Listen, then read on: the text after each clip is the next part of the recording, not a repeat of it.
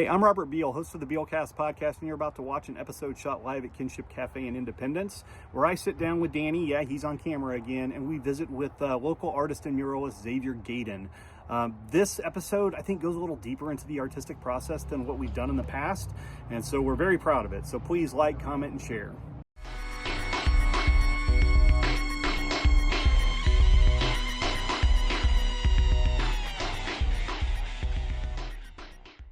Actually, you know how you say Professor Xavier from the X-Men?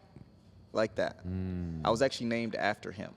No way. Okay. Yeah. All right. Just by the way, I'm Robert Beal. You're watching an episode of the Bealcast at Kinship Cafe, but I am talking to Xavier Gayden. Yeah. I felt like so I put your wrong name. I had the wrong last name when I emailed you. Did you catch that, or have you even seen that email? Not at all. Fantastic. I've got this like terrible thing where when I've started to introduce podcasts, I'm people I know I'm sitting across from. I've said their name thousands of times, and I just get it wrong. Yeah. And so it was interesting that I manifested that in an email. Okay. So, but I got Danny. Danny once again in front of the camera today. What's going on, guys? It seemed to work out well at Blip, and really, so I mean, I know you're an artist. Mm-hmm. Over the last like couple weeks, I've gone through and I've like tried to absorb like what I can of your art. Yeah. And you know, Danny's like the most artistic person that I know, so I felt like I really needed like some sort of sidekick here with me. But okay, so Xavier. So I'm going to tell this story now. My son, we considered naming him Xavier. Really? But the reason we didn't is because, you know, every March Madness, half the analysts are saying Xavier, the other half are saying Xavier. Really? You don't notice that? Like, No. You never notice that people call you Xavier? I try not to pay too much attention Okay, to it. whatever. Okay. It's like that, yeah. That's pretty remarkable. Actually, I think that's cool that because it would drive me nuts. I mean, we had a conversation about Bob and Robert earlier, but People anyway, call me okay. Dan in certain spaces, so yeah, I definitely get that. I don't. I Dan sort of is want not- to call you Dan. Please don't.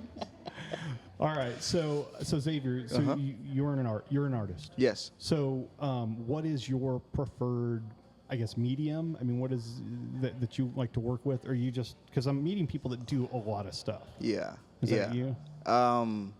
So originally, Yeah. I did just about everything. Okay. But my favorite and what I'm learning is the thing that I feel the most comfortable with is watercolor. Okay. Wow. Yeah. Yeah, and it's new. It's new. I've been using watercolor for about 8 or 9 years now. Okay. But I've branched out. 3D printing, wood burning, sculpting, what is it? With the clay? Ceramics. Ceramics. Yeah, pottery, there we go. Yeah. I've like branched out to just about everything. Yeah. But watercolor seems to always hold a place in my hands, not in my heart, but in my hands, that just brings me peace. So, you know, that's interesting that you differentiate between your hands and your heart. Yes. So, you know, the hands, why is it in the hands? Why do you specify that? So, I specify it because watercolor irritates me.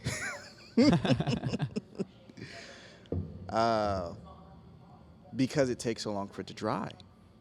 So I'm pacing, I'm circling the piece, making sure it dries correctly, because if it dries wrong, it looks bad. Right. And so I'm like, but I can't do anything in that process because it has to dry how it's going to dry. So I'm just like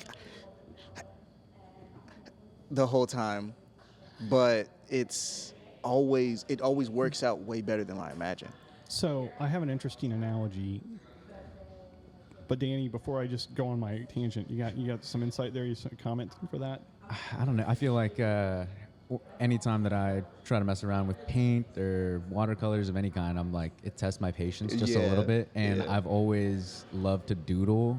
I always hated like filling in those doodles with color. Just because I don't know. Like I don't know. Like even as a kid, I hated coloring in like those pages. I would rather just like draw as opposed to like a coloring book. But yeah. I don't know why it's just my patience, but it really does. So over the last couple of years, I've become a really big motorsports fan. Okay. Like Formula One specifically, but I'm even like sort of starting to have like an appreciation for NASCAR. Yeah. And so I have like this like really rinky-dink little seat. I have the video game PlayStation 4, and sometimes I'll just kind of veg out and won't drive my car. Yeah. I got a buddy of mine who's got a race car, a dirt track car, and so painting, right? Mm-hmm. When you're painting, you're painting. Yeah. Right. Yeah. So when you're driving a race car, you're driving. Yeah. Your accelerator's down. Yeah. Oof. But really, the art is when you're not doing the thing, when you're pulling off the accelerator. Really? Tell me more. Well, I mean, sometimes knowing when to back off the pedal as opposed to drastically hitting the brake is the faster way to do it. Okay. And so, yeah. I mean, painting, what you're describing is a process that's potentially maybe about what you aren't doing. Yes. And yes. in painting, in these things where structurally you're forced to do it, it's the most infuriating thing. Yeah. But you get to see. Like, does that make any sense to No, anybody yeah, else? yeah, very it true. does. Because you're Very telling true. me, like, you paint with your hands, like you're a good painter, but like, Yeah. maybe I just want to see it. Exactly. Yeah. Exactly. I've had a struggle with, and I think we talked about it with TJ as well. It's like you have to love the process kind of thing. Yeah. I sometimes hate the process, Dude. no matter what it is. And Same. I'm learning to love it for sure. And for those of you watching, this is actually one of those pieces that my friend This here one has too. made. Yeah, Oh, both no of way. them. Yeah. Okay. Nice. But yeah, the process, even when it's like music, painting, waiting for that thing to dry or waiting Yeah. for that song to bounce back, whatever it is. Yeah. Well, and so much of what we do today is immediate. Very Yeah. true. Yeah. Do you know Very what I true. mean? And I think that artists, my wife is a gardener, she's a chef, and she just focuses on these things that take time. Yeah. That I ain't about to take time. with. Yeah. And a lot of people aren't going to take time. I like the benefits of it. Yeah. And so, yeah, there's a patience there involved that. So But true. you even as an artist, clearly a talented and established artist, you even struggle with Absolutely. Absolutely. It's the worst. that. Yeah. Yeah, but I mean, honestly, I do have a respect for it. Yeah. I do honor it because it forces me to, instead of hyper focus on the next thing, because we're just trying to get to the next thing, it really makes me sit with, okay, this red is drying very slowly. Did I really mean to put this red, or was I thinking of an orange? Right. It's like a second guessing thing when you're waiting for, Exactly. Like, was that Exactly. the right thing to do? Because know? now I can't go back. Like I've already, Exactly, yeah. Okay. exactly. For sure. And then it's committing. So now it's already there. I can't go over it because it's watercolor. So now, how do I work around this maybe mistake?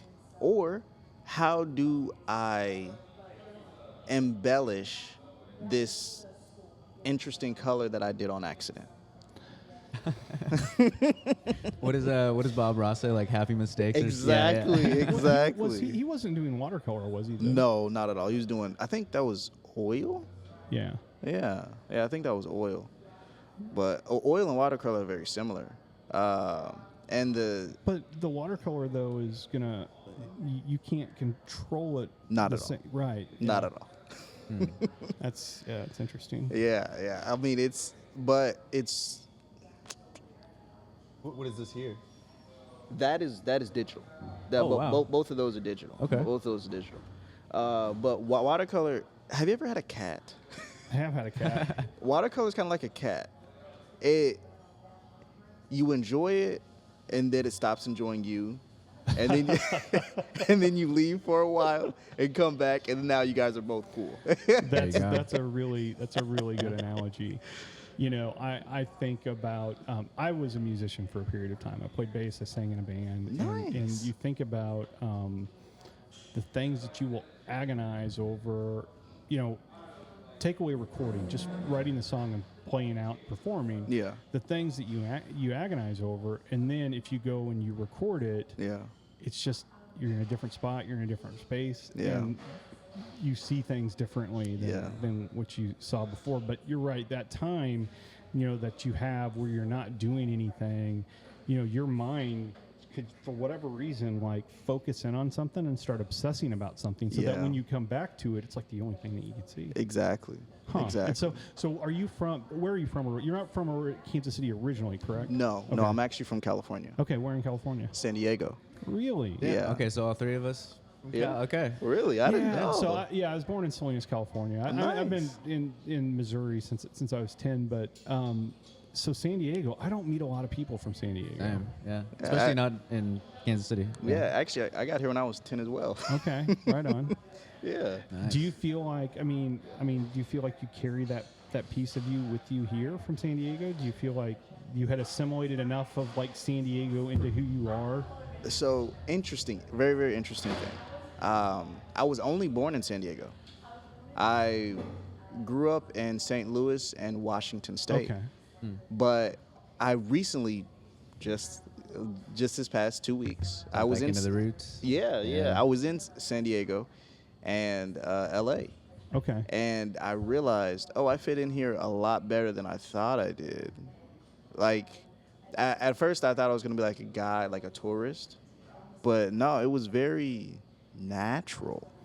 Well, I don't want to make judgments over appearance, but like, dude, you look cool as fuck, so it makes perfect sense that like you would fit in L.A. You know what I mean? So that's a I can little confirm that's a weird he's hella blind cool. It's a weird blind spot you have for yourself, but. No, so that's cool. So you were out there for you have a show right now? Yeah. Okay. I had a pop-up show. Okay. At the Black Boy Art Show. Okay. It's a touring show that goes across America, and this was my first time going to LA to do this show. I've done it two or three other times, but this is my first time going to West Coast to show my art. That's legit, right? Yeah, it was Taking it on the crazy. road. Yeah. Yeah. And what So was that crazy. experience like? It was amazing. It was amazing.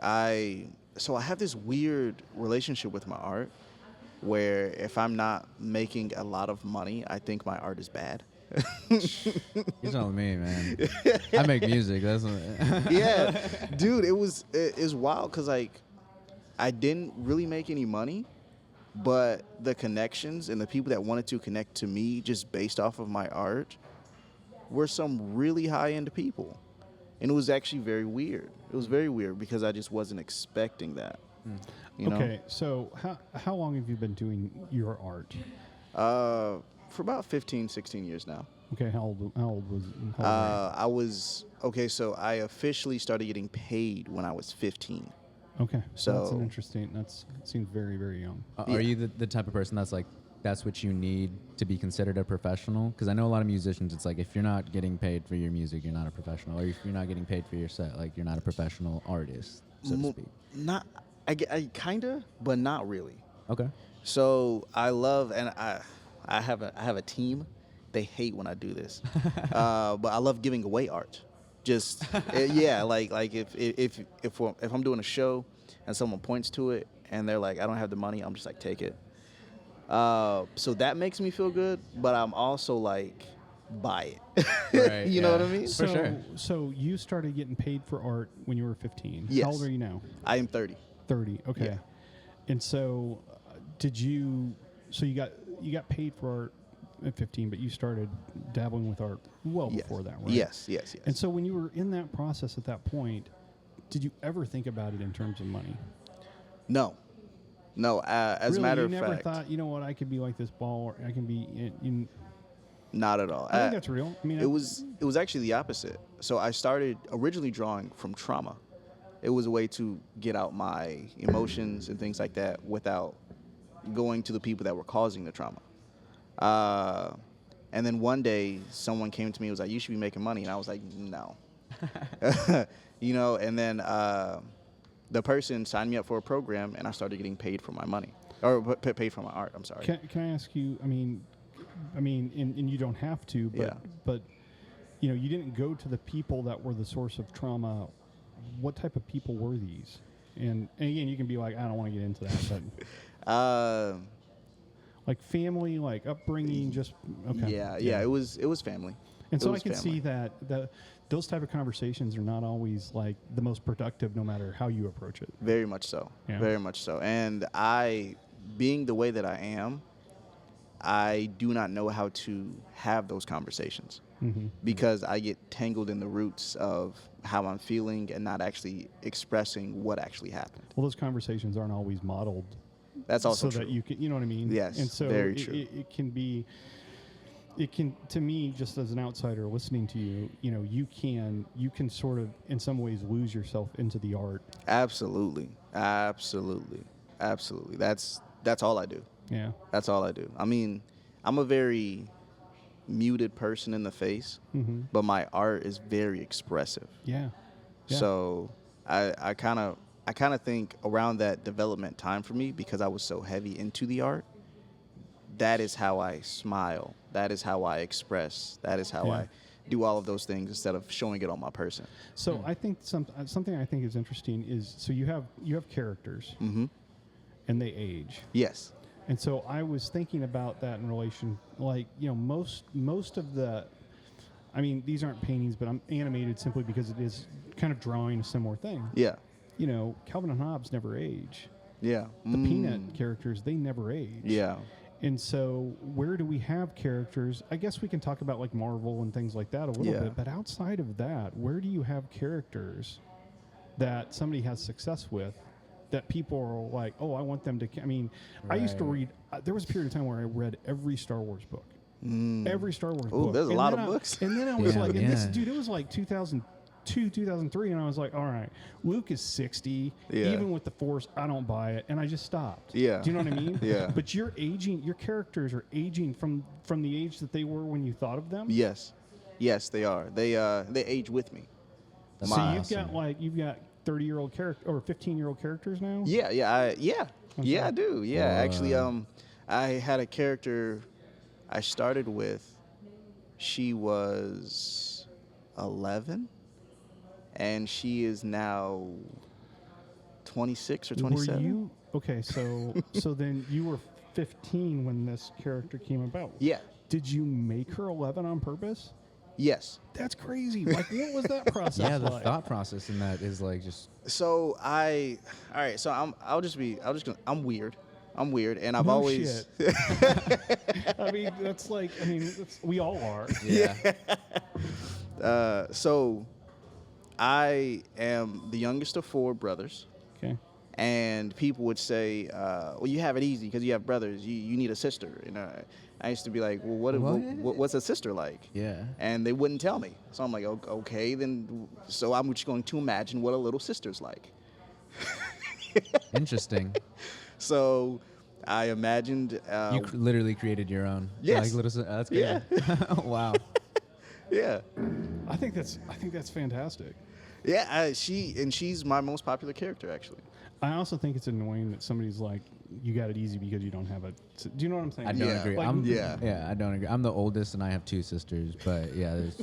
Well, I think no. Well, people just want to. I don't know if people just want to like justify that they've had it harder than somebody else, but like you can see that. constantly in conversations, people like do that Yeah. to you. You know? Yeah.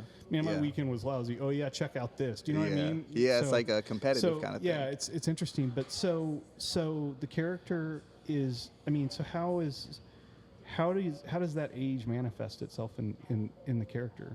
So I mean, obviously you can make this he or her look older, but is there anything else subtly going on in that art?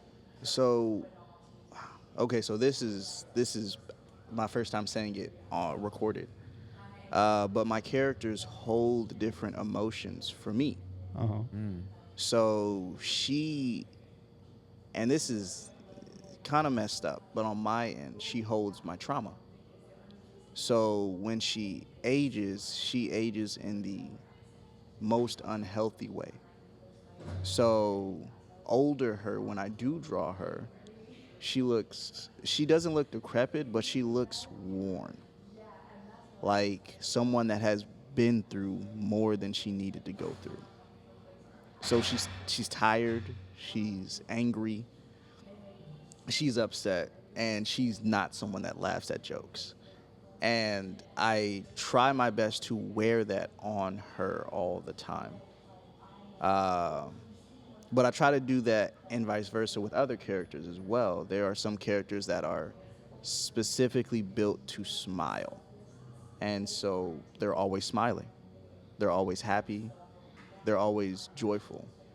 But again, there's other characters that are always. Have you ever had a thought where you're just always trying to think of the next thing and you're trying to anticipate? Yeah. I have characters that are like that as well. So they hold things for me. Well, that's a fascinating explanation. It's like your own little multiverse. Yeah. But it makes a lot of sense. Do you Tell know me what I mean? more. Well, I mean, so trauma, and I find that I'm having this conversation with people all the time. So when somebody thinks about trauma, I think a lot of times what we do is we, like, this arm's been hacked and there's like, you know what I mean? And there's blood spewing everywhere, right? Yeah. And so, but, and my wife is a dualist, so this is where we kind of have these conversations. The minute you're no longer in the womb, that's pretty traumatic. Yeah. Do you know what I mean? Yeah. And so from the minute you are in this world, you are having to adjust and adapt to it. Yes. And it's sort of like, people will, it's a big deal to get your kid to sleep through the night. Yeah. And, because I can sleep through the night. Yeah. But that's not what happened. Yeah. Used to, the mom would lay there and hold the baby close, protect the baby throughout the night. The baby might actually feed without the mom ever waking up. Yeah. And so we've created this thing now where it's all about getting the kids to basically conform to whatever it is that we have today as you know what I'm saying? Exactly. It's not natural. Exactly. So anyway, so trauma is all sorts of stuff. Yeah. Yeah. And so we have to process that some way. Yeah. And for some people, they, you can say they process it better than others, but really everybody just processes it differently. Some people it processes Absolutely. as violence. Yeah. Some Yes. Very people true. it processes as some sick beats, and Yeah. some people it processes as this character. Yeah. But it's interesting because a character just. Characters are shaped just like us. Yeah, Do you they know what I are. mean? And so Yeah, they it's are. interesting that you would have come up with that process. I think it's amazing. Thank you. Yeah. Thank and so you. So that's one aspect of it, right? But then, you do original art as well that isn't Yes. character based. Yes. And so what do you draw on for those pieces? So to your point with the multiverse, I actually have an entire graphic novel in my mind. Okay. And a lot of my original characters are from that graphic novel. So these Nice. characters that we're talking about. Yes. Okay. Yes. And those are the characters that also age with me. So I've been thinking about them for years. And if I go through something traumatic, say I get into a very bad car accident, I have 5 different characters that would get into that same car accident and would experience it completely differently. And that's how I perceive them, and that's how I create them. So, for example, say I get into a car accident and I break my leg and I am a track star. So now I can no longer run. So now I'm depressed for 6 months until my leg's healed. Okay, so character 1, same predicament, breaks the leg. Instead of being sad, they begin to paint. So now they're a painter by the end of those 6 months. The other person wants the leg to never break again, so trains the other leg to be a lot stronger than the broken leg. So when the broken leg is ready to begin training, there's a regimen in place for that. And then another character that spirals and then goes into 16 months of straight agony, but is able to create a book out of it, and now they're a famous writer. Okay. So I This is a dude. So I need This is awesome. I need some more clarification. Yeah, sure. Okay. So are there stories? Are you mindful of their stories all the time, or when you sit down and draw one, you piece it together, or do you draw when you have built the story out? Do you It's see what I'm saying? it's all in one. It's all in one. So, say for example, I focus on one character for an entire month. I'm only thinking about that character. There's no one else in mind. But say the next month I start on another character. Everything's being pieced together as I create. Do you worry about a lot of stuff? Absolutely. Man, because I do, How and can you I'm not not? trying to Yeah. like keep together 5 different personalities. You know what I mean? I Yeah. think it's. I mean, but Yeah. I mean, it actually probably helps with the worry to Well, have that to focus on. To be honest with you, I did it out of hurt. Yeah. So it's like, and now that we're here, I'm processing it now.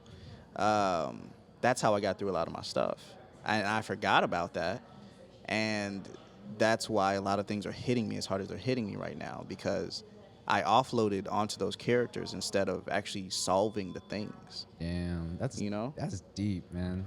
Yeah, it's That's pretty deep. sucks, but No, that's pretty deep, because there's been instances where it's like, oh damn, like I forgot that this had happened to me, because like it's Yeah. either been so long, or Yeah. I have disassociated to get through my day to day, Exactly. to where it's like, yep, that's going on the back burner. Yeah. Or I use art as an outlet, and it's like I didn't process through it. I almost processed with it, or like was You trying to understand it, if Yeah. that makes any sense. Yeah. But anything that comes from a traumatic experience, when I'm either making music or whatever medium it is, if a finished product comes from it, it's like, oh, okay, I was through it, or like I did that. But if it's not, then I almost dive back into that same feeling, as opposed to dealing with it in my day to day. Like that song that I'm working on is still there. Yeah. But I have a question for you. So Sure. would you say that art imitates life more so than the other way around? Absolutely. Okay. Absolutely. Okay. And so the other part to that would be, in your characters, I feel like you portray a lot of, what would it be?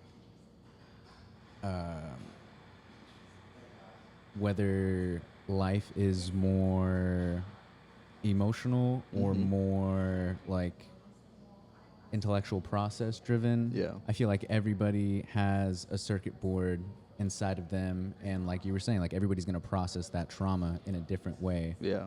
There's a term for it. What's that term where it's there was a study done, and there was these twins who almost biologically like identical, Like nature versus nurture. nature versus nurture. Nature versus yeah, nurture. everybody has a circuit board, and we're all kind of like somewhat nature, somewhat nurture. We're Yeah. either a product of our environment, or like we inherited our dad's like musically inclined ear, or Yeah. whatever it may be. Do you see that a lot with your characters, to where it's like, how would this kind of stereotype or archetype like experience this, or how do you like, where do you figure out how a character is gonna interact with that So instance? Yeah. I'll just go off of how I originally made them. So it was all based off one singular emotion, and then I crafted the individual from there. Okay. So, say happiness. Actually, no, that's too simple. Understanding. Okay. So, with the word understanding, now I can put the person into different situations. Say their partner cheats on them. Well, why did the partner cheat? The person's been gone for 6 months traveling, or the person has been disconnected from the partner because they've been stuck in their own head. So they understand why the person cheated. Right. You see what I'm saying? I know what you mean. It's Yeah. like it's building from the lens of a perspective. So now we can go back to the happiness. So say something very traumatic happens. How would that person perceive joy through that? So say they lost a child. well, now that child doesn't have to experience the corrupt world that we live in. Now that child is at peace and does not have to conform to whoever tries to dominate that child. Right. You see what I'm saying? It's like something that's gonna make Robert happy is not gonna make me happy. It's vice versa. Yeah. Exactly. Okay. So Wow. it's all based off of a singular word and then breaking that word down into multiple things. So then, nature or nurture? What do you think is like more? I mean, I think what we are starting to realize is you can't separate the two anymore. Not at all. That's yeah. Not I mean, a it's whit. very true. You know, I just, Yeah. I mean, nature or nurture. I mean, you're just a product of all of these constant, you know, you can say trauma, but you're just constantly getting input. And you're reacting to the world around sure. you. Exactly. I really like what you said though, because I feel like that's our first experience, like Yeah. is trauma. Like we're out of the womb and they're like Yeah. spanking our ass to like try to figure out if we're alive and stuff. You But, know, yeah. what I think of. So, I look. But do you have kids? I do. I have a son. Okay, so nice. So I got Cool kid, 3 by the boys. way. Yeah. Yeah, he is. What? He's a cool kid. Oh, right on. Okay. So I think when I look back on the past and the things that like I sort of regret and like, so if I could do it all over again, Yeah. I would have treated my kids like adults, like not necessarily adults, but like people. Yeah. Earlier, Yeah. instead of because you're sort of like, oh, look at that, you know what I mean? Yeah. And they're just people. And I Yeah. think that, you know, I think about the relationships that I've had when I was younger that were the most impactful, and it was the people that treated me as if I was an adult. Yeah. As if I was You a know, person. And it mostly wasn't my family. Yeah. You know, and so that was something that Yeah. I think has shaped me. But I think, you know, just going back to the art, I think that's I think it's. I mean, how old do these characters? I mean, I guess we know. I mean, I mean, you know, just make sure you're eating right. I mean, it's just a fascinating thing to think that these characters are going to grow with you. So I think about like I got a team, right? I got like, you know, I got my buddy Brian, you know, I got my buddy Jeff, you know, because I was in the car business, and I'm like, you know, I have like romanticized, like, hey, you know, doing my business, having a big Saturday with my team, you know, and there's a soundtrack. It's like the A-Team where, you know, everybody has their role. Yeah. And you just created your team. Like mine's based like on physical people that like I know in archetypes in media, but you just sort of like created this team. Yeah. And so, Yeah. I mean, you get a lot of joy from it. At one point, I got so much joy from it. Yeah. But now that I am older and I'm looking back into it and I'm revisiting the characters and I'm growing from that standpoint, it's not necessarily joy, but it is a sense of content and pull to move. Would you Okay. say like fulfillment? Like would be close? Yeah, Okay. yeah. I What's get your that. character's? What's your main character's name? Oh, Or, or are there names or? no, there's names. There's Okay. like actual full backgrounds. Okay, right, a boy. I literally want to dive into his multiverse like right now and just like scroll and figure out. Do you have a character that's your most popular or that So- you prefer to work with or? Susie, which is the girl, Okay. she's the most popular. She's the easiest to draw. Okay. And she's the easiest to wear emotion. So what's Susie's assessment of your last 15 years? Susie is disgruntled at best. So if Susie were sitting here right now and you're Yeah. like, tell me about like what's gone on with Xavier the last 15 years. She would say he's been bullshitting and he needs to do more because he can do more. And he's been being lazy because he's too weary of other people's opinion instead of doing the thing he knows he needs to do. So there's two things here. Yeah. I mean, do you believe that Susie is like, you got more in you? Or that Susie is like, everybody can see he's got more in him? I think because of where Susie is placed, which is in here, Mm-hmm. she's like, you have more to offer. Okay. That's the only. Right. And so my question, what I'm getting at is like Susie's assessment, is that the outside world or is that what's going on with you? That's what's going on with me. Yeah. Definitely what's going on with me. Yeah. Yeah. Who would be Susie's counterpart, the opposite of Susie? Susie's father. Okay. Yeah. What would he say about where you're at? Okay, so Abel would say Xavier is exactly where he needs to be. Wow. And he's growing in the way that he needs to grow, because 15-year-old Xavier is a completely different person than 30-year-old Xavier. And we have to let both of them breathe to be that person. Interesting. So Abel's got some grace. Yeah. And Xavier's Very like, zen. listen, I'm sorry, not Xavier. And Susie's just like, look, there's a clock, man. You got to do what you can Exactly. do. You know, it's. I mean, we should all have that. We all have that character. I was gonna say, yeah. I mean, we do. Do you know what I mean? The fact that like you've actually like put it into the physical world as a character and drawn it out. That's really interesting.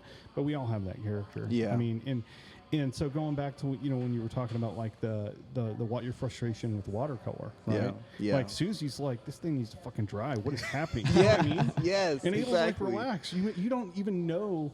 It's. I mean, I'm going to throw back to myself, but we did an episode a couple weeks ago and we were talking about how this thing with Frank Zappa and Steve Vai.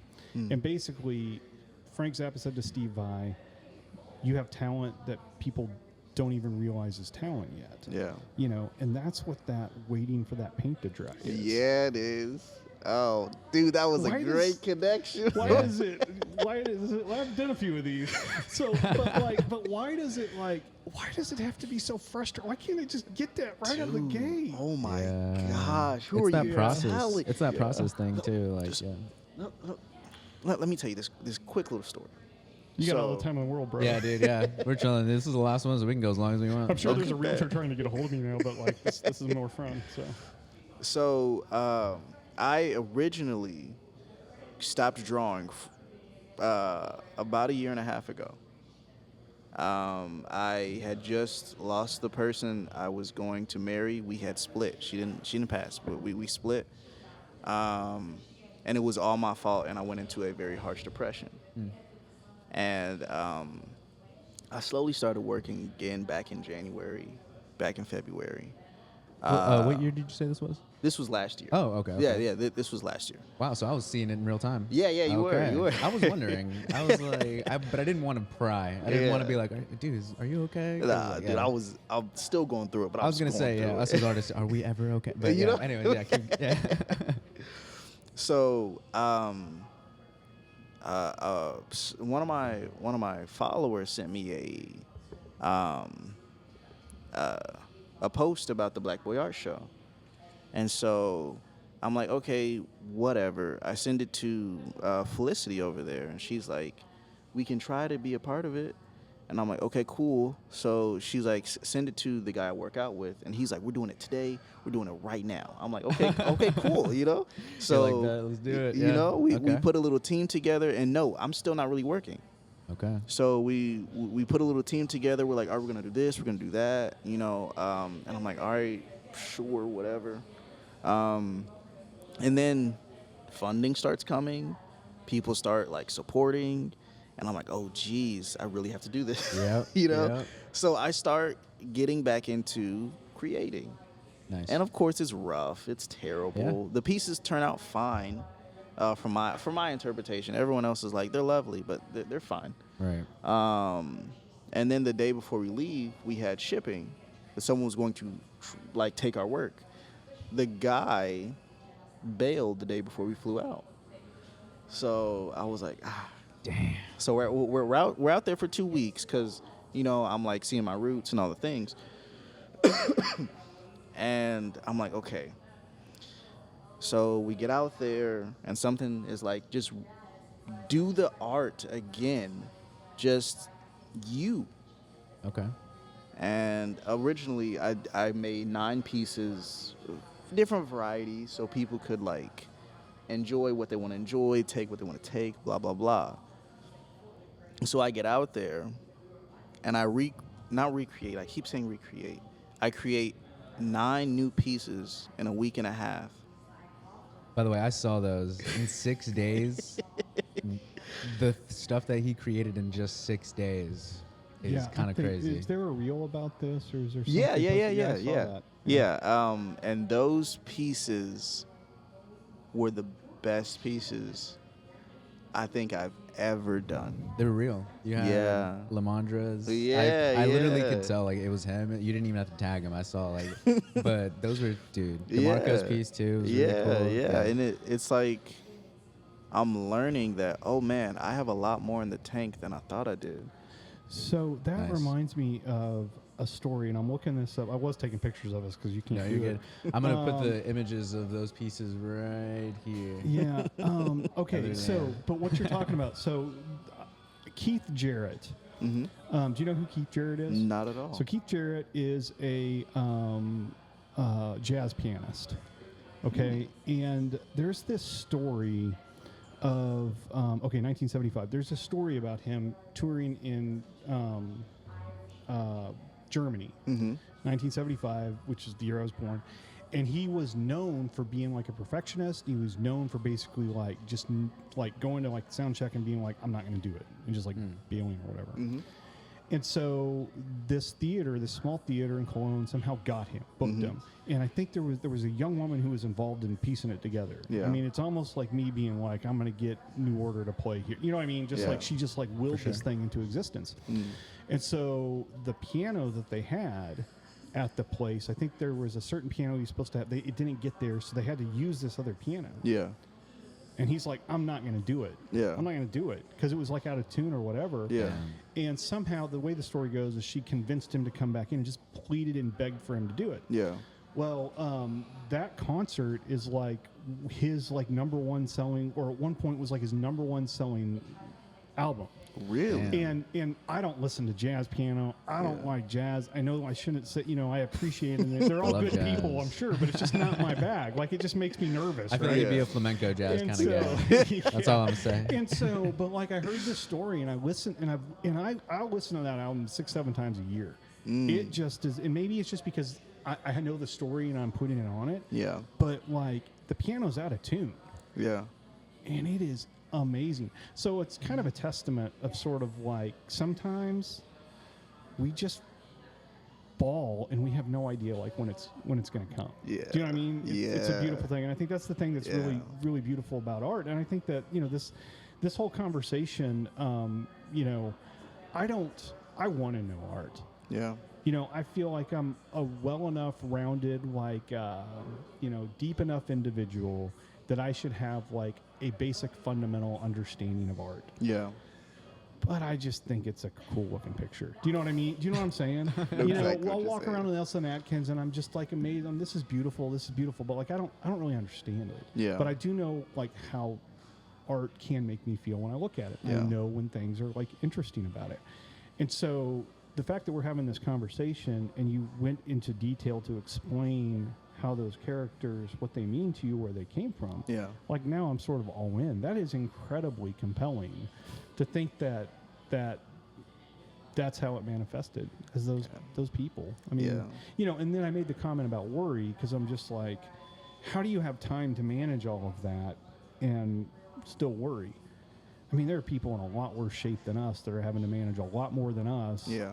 And they find time to worry. So it's just it just doesn't really matter what our bandwidth. We're going to figure out a way to worry. Yeah. Isn't that kind of frustrating? Yeah. As far as like true. The human condition. Yeah.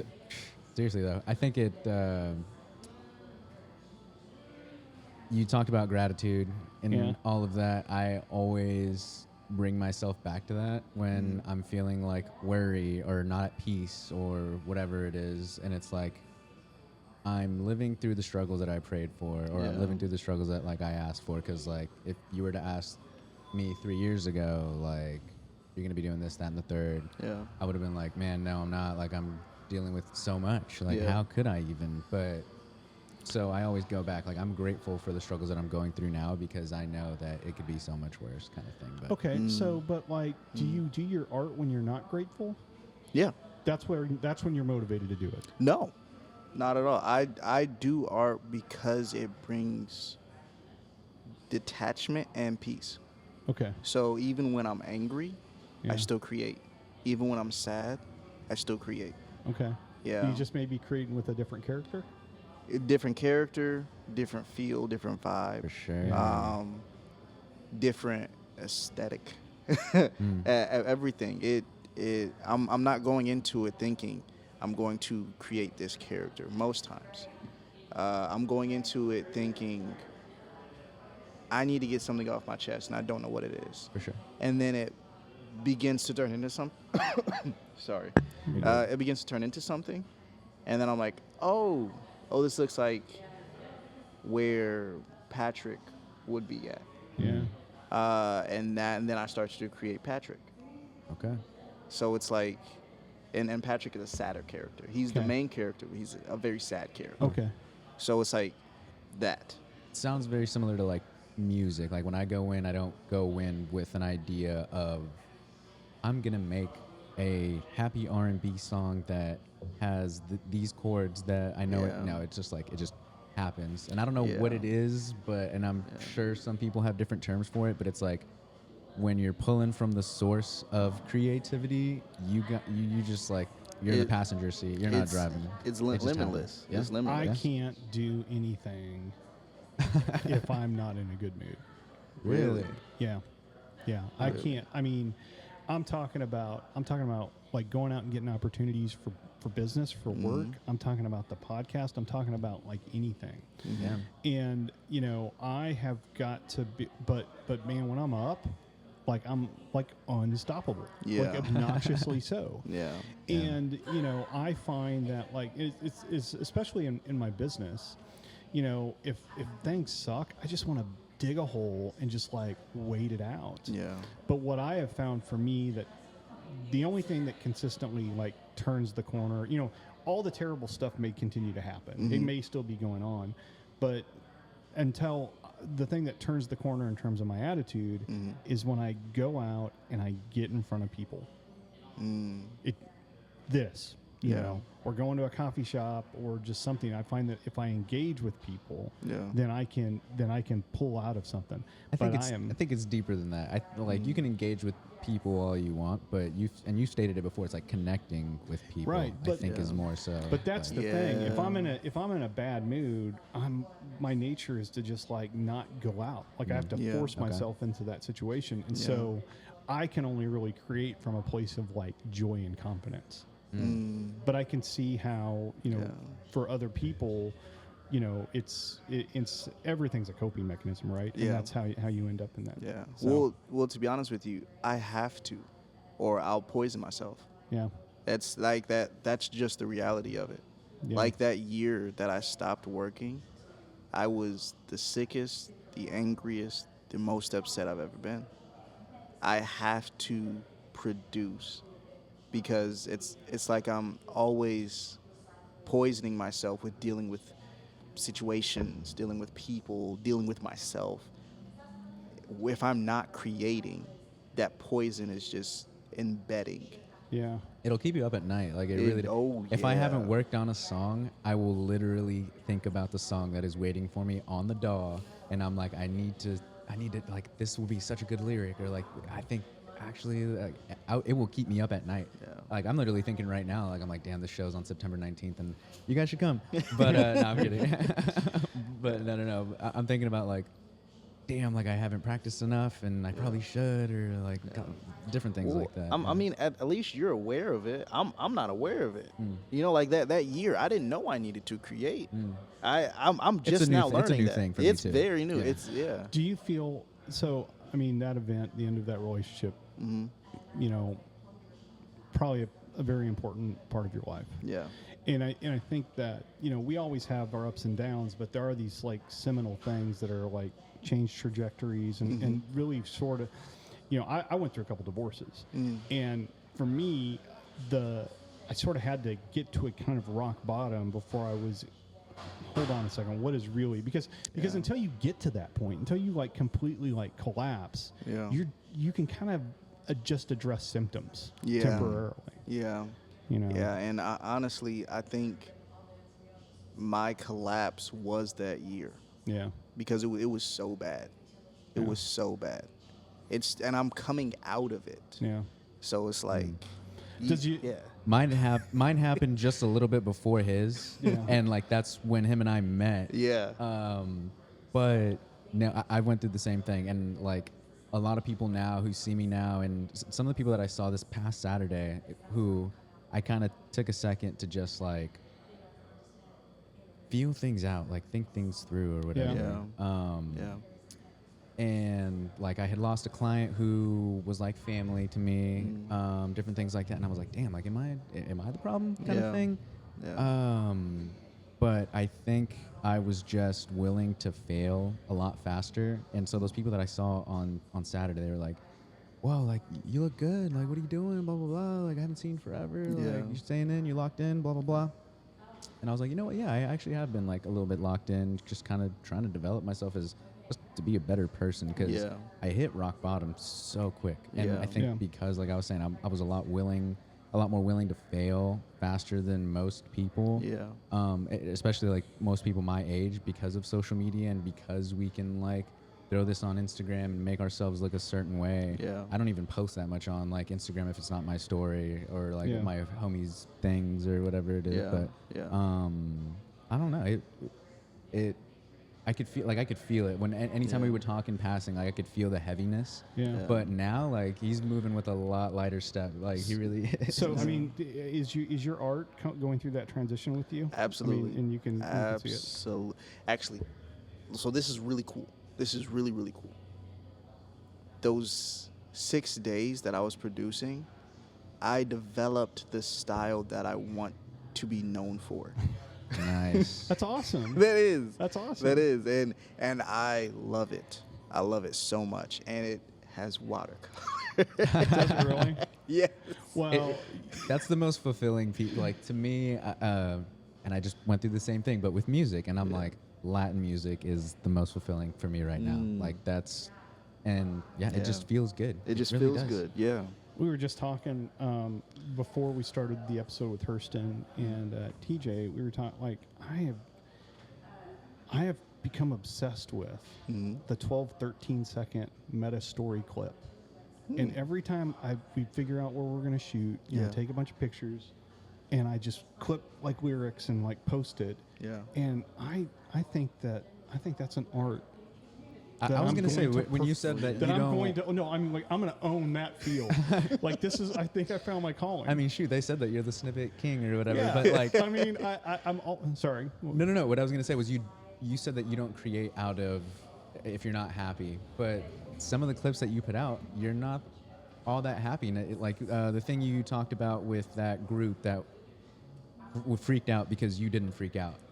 Oh, yeah. Do you know what I'm talking about? Yeah. And if you guys go onto the Robert Beal page, you will see. But that's you creating not a place of joy. Yeah. It Well, goes deep. no, I take that back. I mean, I understand what you're saying. Yeah. I understand what you're saying. I mean, but I have to feel good. I have to feel hope. I have to feel, I'm not going to like be in my despair and come up with and sit there and just write this amazing like Cure song that like goes deep. Yeah. All that stuff's going to be shit. Yeah. Okay. I need to like feel good about things. I feel that. And with these stories, I these lyrics, I listen to music all day long. I'll think of the lyric and it just like stick in my head, and then I'll just clip this stuff together. Yeah. And then what I'll do later on, if I am kind of feeling like kind of down or whatever, I'll just watch it again and be like, God, that goes so hard. I do the same thing. Dude, okay. I love that. I'm a real artist. There you go. You said so. We do the same stuff. The day of the show, the show was Sunday. Yeah. And I didn't really sell anything, but just looking at my pieces and how people responded to them was like, oh yeah, I was doing the right thing. Yeah. Nice. And like I was expecting a crazy amount of money, which is on me, but just the like. I'm gonna change this battery real quick. Okay. But continue. People were crying looking at my pieces. Yeah. Because they were like, oh, this reminds me of so and so, and they died, and it looks just like them, and I can feel their energy from the piece. And I'm like, I was just doing stuff. Yeah, but they were looking for something. Yeah, Isn't that they interesting? were. They Yes, were looking for something. They were looking to be exactly. impacted. They were looking to be moved. Yes. Are you a person of Yes. faith? Yes, I am. So my pastor was here in the episode before, and we were just talking about how I don't feel. The only time I ever really feel moved, like in what I would say is a spiritual way, is maybe if I'm in epic nature or if I'm dancing. And it's a very specific, like EDM type, like that environment. The crazy thing, I've never seen this man dance, but I can, like, in my head, I can see him going off, like everything. And it's just move. When I listen to music, it's rare that I'm listening to music and it's just in the background. Yeah. Like if you and I are sitting here just having a conversation and there's a song on that I'm into, I may be nodding and it's saying, yeah, that's crazy, but I'm not hearing it. Yeah. That's just how I am. It's just with music. But like I've never really felt like spiritually moved by anything other than those type of scenarios. And so how does your spirituality like manifest in the art? Honestly, I don't know. Okay. But it's there. It's part of you. It's in a way that it doesn't make sense. Okay. Because like I said a moment ago, I was just doing stuff. Yeah. And people are like, no, I can feel you creating through the piece. And I'm like, I don't know what you mean. Right. I think it's like, for me, like when I go to the studio, it's like a ritualistic experience. Or not ritualistic, but it feels like I'm going somewhere where I can let everything out. And it is. It's like a ritualistic experience to create. Because when I go, I don't like to make music with the lights on. I like ambient light. So like I'll turn on like pink, red, green, whatever. You like setting the mood. Yeah, because it is like a ritualistic experience, and I don't even notice that I do it. But it's either that or like whoever the producer is that I'm working with at the time. I always try to have a conversation about what their like headspace is at the time, and then I tell them where I'm at, and then it's like, we don't have to work on the song that we talked about working on because of the way that we're feeling. And then I'll show them like something else and I'll be like, what do you think of this? And how does that make you feel, especially with what you're going through right now? And it is like, it's a ritualistic experience. So I don't know if you do anything similar with when you create or anything like that, but it's actually, with me, it's just a conversation with the canvas. Okay. So it's like, okay, so I wear a lot of mental baggage just in my head. But when I come to the canvas, it's like we're having a back and forth for a moment, and then the canvas begins to overtake the conversation. So it's like, all right, I'm drawing. This person really upset me. I hate this. This really upsetting. And eventually it's like, the orange is louder than what you're saying.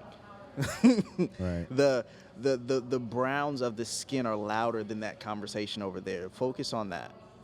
Okay, so what about this? Since you're yelling at me now. And then it's like, okay, well this goes here. Well, okay, well then this goes here. Okay, well then this goes here. And I forget that I'm a person because I'm just creating so. Well, you're just really present, and we're so rarely truly 100% present. So that's Do you think there's bad art? Yes. Yes. Me too. Yeah. But when you talk about it, totally there is. Like I've created plenty of it, and when I think about your, somebody saying, hey, I'm moved by that piece. And you're like, man, I was just like fulfilling my obligation. I had to put something up here. Exactly. I mean, it's there's examples, I think, in popular culture of where somebody's basically set up like, this is an amazing something. It's just kind of made up. I don't know if you've ever heard of this guy Zero. There's this artist in town. I don't know. Anyway, my point he's is, blown up. my point is, some people are going to just expect that to be awesome. Like, do you know what I mean? Like Xavier. So you're like a person I can actually have this conversation with, right? Yeah. So Xavier's this badass artist, and you are a badass artist. Thank you. But if somebody doesn't know anything about art, but their friends are like, oh, this badass artist, they're going to go in there and be like, this is badass art. Yeah. And they're not going to have like any kind of concept or whatever. I mean, you'll take it. It's cool, and that's how they're introduced to it. but we sometimes just see what we're gonna see and what we want to see. Yeah, very true. Very So- true. And honestly, for me, and I don't really know how to describe it yet, but when I look at art that is not mine, I can tell what mood the person was in when they made it, which lets me know whether they took it seriously or not. Oh, I see what you mean. So there's a guy that I met out in California, and I don't know if you guys are into comics or anything. I love comics. I am not. So I think I asked you. I was like, "Dude, do you want to make a comic together?" Yeah, you did. Yeah, you did. We'll talk more about that later. So he worked under this guy named Jim Lee, which is like a Go. crazy illustrator. And What does he illustrate? Would I know something? I think he made Deadpool. Yeah. Okay. Okay, I and, gotcha. and a couple other. I want to say he was a part of Miles Morales being created as well. Yeah, and he Yeah. does he started the like non-contemporary, like super big chests. He didn't know how to draw certain things, so he would draw them differently, but it became like iconic. A thing. It became a thing. Yeah, definitely. And I talked to the guy that studied under him, and he was like showing me his art, but he was also like just talking to me, and I could definitely tell while just viewing his art, he didn't have to say anything, whether he took it seriously or not.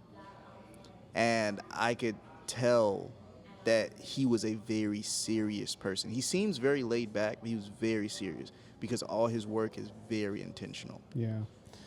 And it's just like, but then you can go to galleries, the Nelson, Right. and see people's art, and it could be a print, but it would still be like, oh, you just slapped this on here. You just slapped this on here. Where are you, right? For sure. There's a vice versa to that, though. You go to like something the opposite of what the Nelson would be, and I'm Like going to you use. go buy art at Target.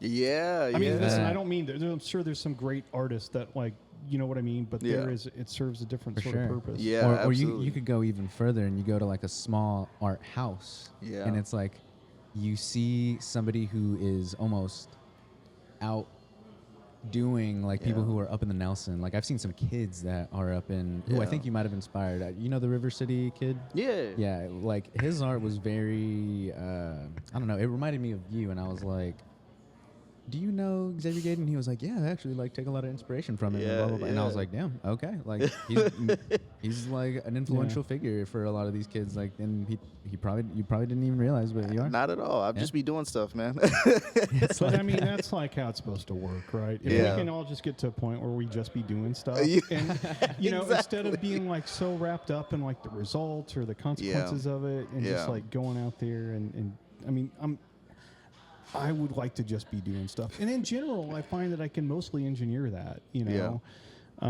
But you know, when I leave space to worry or my mind wanders, then all of a sudden I'm no longer just be doing Exactly. whatever the past tense of that. So. Yes. All right, so I got a couple questions here. Sure. Wait. Oh, Can I see those? I mean, I just want to see you can see this one. No, I just wanted to. This is. I'm actually really proud of the level of professionalism that he's gotten to with this. Like, this is crazy. I don't know if they can. Yeah, they see? that's you know, so if somebody's wanting to do a mortgage, it's also the only note-sized thing that I have in my backpack. Okay, so I got a couple questions for you. Yeah. So what's the least? Well, you've answered this question. Oh. I was going to ask you what's the least favorite part of your craft, Oof. and then it's The not- waiting. Okay, it's the waiting. Yeah. All right, Danny, what about you? Do you have a least favorite part of your craft? Yeah. I have a love-hate relationship with live performing right now. Oh. Yeah, I do. I really do. I think it's just because I know what I want to do, but that's not what everybody wants to hear. Yeah. And like I was saying, like Latin music, especially what I'm most proficient at, which would be like sireno, mariachi type things. There's not a space for it in Kansas City yet. Which is, it's so, Kansas City is like primed to be the next big thing. It is, yeah. And it's getting nothing's there. ready. It's so weird. Nothing's ready. It's so weird. Wait, hold on a second. Like, what do you mean nothing's ready? Nothing's okay. So it's like this. It's like this. Do we have any cameras working right now? Yeah, that one's going. Okay, go ahead. I'm literally changing this one so we can keep going. Yeah. Artists are developing themselves in a way that is on the level or surpassing LA, New York, Miami. But there's not enough spaces to put them in, and there's not enough eyes on them. So it's like we're primed, like So it makes sense in terms of the facilities, the structure of it, Yeah. the infrastructure for it. That makes sense. Yeah. When you say there's not enough eyes on them, are you saying there's not enough eyes within the Kansas City community to acknowledge what has Yes. happened? Because Yes. are there eyes from the outside that are seeing it? more than Kansas City, which isn't much, but it's like I think of a place as a home. So if your family isn't looking at you, what are you really doing? And that's I know that's like really No, but I can speak to that as a salesperson. Yeah. You know, whether it was selling cars or mortgages now, you know, you sort of think, hey, I've got this network of all these people that love me and they're just going to all buy their cars from me. Yeah. They're all going to do their Right. loans from me. Yeah. But that's just not the case. And I actually think, going back to a conversation we had with maybe Ian with Blip as well, that coffee shop, he thought, I have all these relationships with people. And I could be wrong. But my point is, we sometimes assume more of our sphere when it comes to these type of things. Yeah. And normally that would be the case, but it's with Kansas City, it's actually the opposite. 2 or 3 years ago, Kansas City, the city, did a campaign for muralists. They hired 2 muralists from Kansas City and the rest from around the world. That's what I mean. Okay. Huh. So it's like, oh, okay. And I was here, and I was prominent, and I was doing the mural on Core Coffee. No one emailed me. I didn't know who to contact. And so, do you think that was a situation where they felt like for Kansas City as a city, it would be more impressive to have these people, or do you think it was just freaking ignorance, just having no idea what was available to us? I think it's both, and that's what makes me think it's like it's primed. So it's like the next 10 years are about to go crazy. Yeah. Because it's like it's a mixture. Because it's like, okay, so some people don't know, some people do know and won't say anything, but once those people that don't know, everyone's going to know. Yeah. We talked about it a little bit on the episode with Malik and I, to where it's like you gotta prove yourself. Like, I don't know who I'm proving myself to, or how far I need to go to like be held in those spaces, or for people to not gatekeep, or whatever it is. But it's weird. I think people hold their art or their events or their spaces so close to that sometimes it's like competition versus collaboration is a lot that goes on too. One of the things I heard a lot growing up in Kansas City is the crabs in the barrel. So once you do something, people are going to hold you down to make sure you don't do it again. And for me, just that is so true. I have to keep the mindset of I'm just doing stuff, because there are so many people that are like, no. Are there people actively The people that are closest to you do it. actively sort of try to like slow you down? So Yes. you know, I mean, yeah, maybe. I'm trying to think about. So you know, a lot of times what will happen when I have a conversation like this is I try to find an analog that I can relate to from my experience. Okay. You know, I know that. I think they call it, like in England, I think they call it like tall poppy syndrome, where you sort of like, no, it's a thing where they sort of like they build like somebody like an actor, an actress, a musician. They build them up, like you know how people become a fad and they build them up, and then there's a turning point where all of a sudden now all the publicity is negative about them, like they've gotten too big for their britches. Does that make sense? Yeah, Okay. very much so. Tall poppy syndrome. It's a thing that, and it comes across on Formula One conversations sometimes. And so I understand that. Are you saying like artists within the community, or are you saying? That's such a. But you know that is that scarcity versus abundance mindset. That's exactly what that is. is. If you can get past that, there is exactly always a synergy that creates more. And I think Kansas City, in the concept of a thinking being, it's getting past that, right? Like we're on the verge of that no longer becoming a thing. I think COVID kind of stunted the growth like 100%, because I had visited Kansas City pre-COVID, and it was a first Friday, and it was, dude, it was like, you so were so different. right. You were so different. right. That's like one of the main things that made me want to move to Kansas City. Was pre-COVID, I came to a first Friday, and it was like, whole block was shut down. Yeah. So I think that I have a different perspective because, you know, I was in my other career and I was just working all the time, and I just didn't have the space to even understand what Kansas City was about. In the last 2 years, I have been very intentional about getting into Kansas City. And when I say Kansas City, I'm talking about urban neighborhoods, Pendleton Heights, West Bottoms, Crossroads, all that. I want to be in these spaces. Yeah. You know, because people say, I'm from Kansas City, and they could spend like no time in Kansas City. Yeah, Olathe, Overland Park, Independence, whatever. All that's fine. It's not a judgment on that. Yeah. But we know that oftentimes the culture, especially the artistic culture of a place, of a city, of a metro area, is in the urban core. Yes. And so I go around now, and I spend a lot of time in the West Bottoms. I spend on Crossroads. I mean, everywhere. And I see so much beauty. Yeah. And I see so much potential.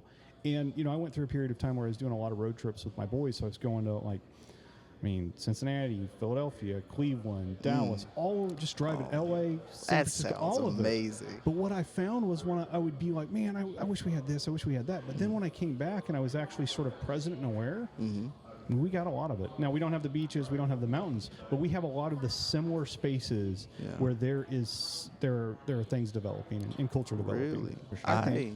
I agree. Actually, I would love to like learn more about it, because I've just been going off of what I've seen for the past few years, and I could be wrong. And as a matter of fact, I would love to be wrong in this aspect, because it's like I feel like I've been like Earth in Kansas City trying to do stuff, and I can go to Texas. I can go to Dude, you need to step back and just let it dry for a bit. To close that thought off, though, it's like you got me. That was good. Yeah, come on, man. To close the thought, it's like with live performance. It's kind of like how you said when we went to, I can't remember what show we went to, but you're like, you know, I kind of don't like when artists talk about the backstory of the song. Yeah. It's like exactly that. Now you made me think, I'm never going to talk about the backstory of a song when I perform. But I love talking about it. And I mean, I don't love talking about it, but I love saying, like, this is a part of my heritage, so I'm going to sing to you guys in Spanish, even if it's a predominantly white crowd that's not going to understand what I'm saying. You know, that, like, they're not there for that. Yeah. But there is spaces starting to develop. Like he was saying, like Kansas City's getting, like it really is. It's getting. So you just spent like an hour, however long we've spent breaking down like your characters, right? And explaining it to me. Yeah. That's what I don't like about live performance. So so if I go see a band, I want to I want to be rocked. I mean, the reality is if it's something folky, I mean, it's going to be tough. I'll be there for my wife and I'll be supportive of the art, but like I want to. People want to turn up. I want energy, you know? Yeah. And so one of the things, and I did it. So when I was in a band, I would do it. I would get up there and be like, hey, this next song is about this girl and this is blah, blah, blah, blah, blah. And I had this guitar player in the band that was like, he would just start the song. He'd just be like, oh my God. And I'd be irritated in the song. But then I realized he's just like, I just need to shut up. Yeah. And I don't mean like you shouldn't have a forum and you shouldn't talk about stuff. But specifically what I was talking about is you go to see a live performance, a local musician, and they're going to tell you 4 or 5 minutes what this song is about. Yeah.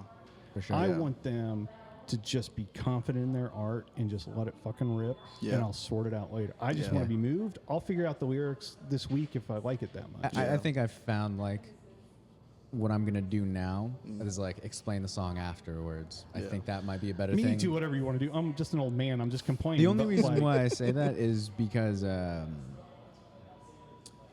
for me as a small artist, you Yeah. know, I'm not in the industry yet. You know what I mean? I am a professional. Me I'm getting neither. paid for my performances or Yeah. whatever. I want to connect with my audience. I want them to know about me because they don't. Like, if all they know is that I have, like, if I just go up there and I sing in Spanish and they're like, damn, I didn't understand anything that he said. But they don't hear me say, like, hey, I'm singing this because it's part of my heritage and it's Hispanic Heritage Month. Yeah. So you guys are going to connect with me a little bit more. And they're like, oh, wow, like, there was a reason for him doing that in his performance. I'm going to go check out his other stuff. And then they find, like, oh, he's not just singing Spanish things. I'm going to push back on that from an experience, just my personal experience. So I saw Jimmy Eat World at Mississippi Nights in St. Louis when the album Bleed American that has all the songs that you know came out. Okay. They had a band on that bill called Hey Mercedes. Never knew anything about them, heard anything, nothing. And they came out and they just like kicked a horse's ass. It was amazing. It was like nothing I'd ever seen. Just the way that like the drums interacted with the guitars and everything was amazing. Yeah. And so I got back to Springfield that day and I just found everything I could about Hey Mercedes. Yeah. Okay. And that is how I developed it. Not them up there telling me this is what this song is about. Right. They just... Oh, okay. So I don't have much understanding of that particular thing, but I know when it comes to selling art, letting the person experience is very important. And if they ask, tell. Yeah. So, and I know, like, you know, doing shows and stuff, the vibe is different. Yeah, it is. Sometimes Yeah. sometimes they don't know And who I'm not you are, saying I'm right, you know? just to be clear. I'm just telling you. I don't think you're wrong either. Like, I agree with some of it. I really do. Because some people will drag it on, and then it's Yeah. like people who don't know how to talk on stage, but they can rock out, but they will get stuck. Like, Yeah. I've seen friends of mine get stuck in a conversation or trying to finish a joke or trying to be sarcastic, and then it just drags on a little bit longer. They and should it's try like, podcasting. Yeah, but and so I'm cautious of it when I perform. That's not really the love-hate relationship thing I was talking about, but more so it's like now with Apple Music, Spotify, YouTube, everything that my music is on, people can just go listen to my best work as opposed to coming to the raw performance where they get to connect, they get to actually meet me, they get to hear like what went into this song. Or Well, whatever. one of the things I've only been to a handful of shows. One of the things, and to your point, going to a show, you're going for the experience. But me as an individual, your music was already the experience. Right. So I'm here for you to just recreate that experience. Okay. You know what I mean? But there are people that it's like it's two world thing, and it's like you have Two to know sides of how the to same coin. Yeah, you have to know how to talk on stage, but you also have to know how to be like, all right, y'all just be there while I do my thing. Yeah. And that's a very I don't even know how you would even begin to toe that line. Right. You know? Yeah, I mean, I would assume, it's just, That sweet spot. yeah, and you find your way, just like you have with your characters and your art. As you do it, your process is constantly be refining. For sure. And so it would make perfect sense that at a certain level of development, you would not have the balance correct in how you do that. Yeah. Because my entire life is nothing but that. Do Yeah. you know what I mean? Yeah. Figuring it out. But, well, okay. So my other question for you is, and this is kind of a standard question here. Do you prefer barbecue? Which is better in Kansas City, barbecue or street tacos? Street tacos. He was quicker than I know. I mean, if you've already answered I this. agree. Yeah. I agree. Okay. All right. Yeah, because like you said, the tacos that I've tried have never missed, but some of the barbecue that I've tried, Dude, the barbecue destroys my insides, man. Every single that's time. a different deal. I mean, I think the barbecue is delicious, but you can do that with street tacos as well. And so, all right. So, thank you so much for taking all this time, Xavier. Yeah, absolutely. Danny, it's good to see you again. I'll see you here shortly when we're breaking all this down in a couple minutes. But hey, I'm Robert Beal. You've just watched an episode of the Bealcast here, shot at Kinship Cafe, and now I'm going to go try to make some loans.